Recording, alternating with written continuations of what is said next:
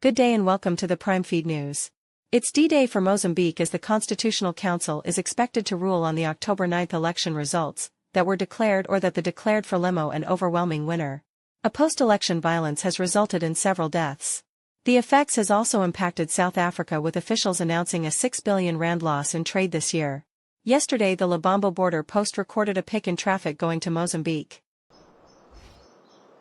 Well, Aldrin, we are expecting that announcement to get underway at about 3 o'clock in Mozambique. However, it was moved from 10 o'clock, which we were expecting much earlier, and now it is now in the afternoon. What we know, though, is that all eyes are going to be looking at Lucia Ribeiro, who is the head of the CC. She basically is going to be pronouncing on these results. What they have talked about is that they're not going to be doing a recount of votes, so that's very important.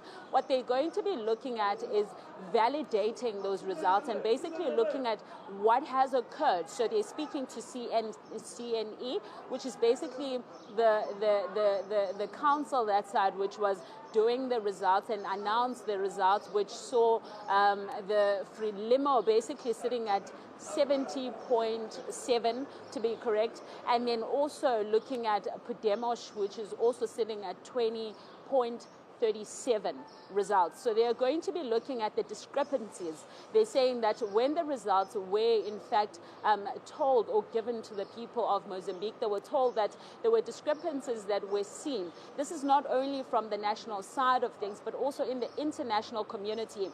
There were some of the observers that came into the country that spoke about how the discrepancies had changed or had looked at how they were not able to go to 179 places where they could look at those at how the voting was taking place, so they couldn't go to those polls.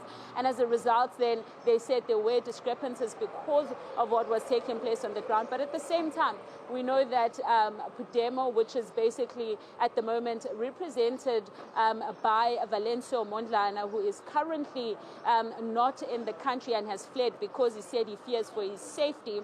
Currently, we understand that they're questioning the results, and they have said, and Mondlane has maintained that he has won the elections, and he says that a different recount has given him over 50%, and so he says that he is the winner of the election, and therefore he wanted everything ironed out before January, where there's going to be the inauguration of the new president of the country. But what we understand at this point, though, is that once the results are announced, we're expecting that the Podemos leader will also speak.